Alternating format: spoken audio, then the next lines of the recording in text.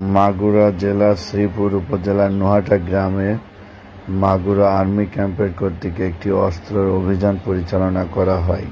সেখানে 2টি revolver, 8 round গোলাবারুদ ও কিছু দেশীয় অস্ত্রসহ আওয়ামী কর্মী ও নাশকতা ও হত্যা মামলার পলাতক আসামি মোহাম্মদ মিজানুর রহমান টিটোকে গ্রেপ্তার করা হয়।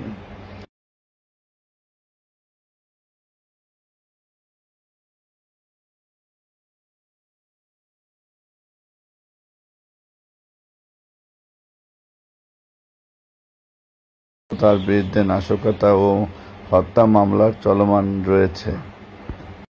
একই দিনে শ্রীপুর উপজেলার তারাউজিয়াল গ্রামের মোহাম্মদ শরীফুল ইসলাম সাচ্চুর বাসায় আরেকটি অভিযান পরিচালনা করা হয়। সেখানে একটি বিদেশি পিস্তল, চায়না এবং 3 রাউন্ড গোলাবারুদ সহ মোহাম্মদ শরীফুল ইসলাম সাচ্চুকে গ্রেপ্তার করা হয়।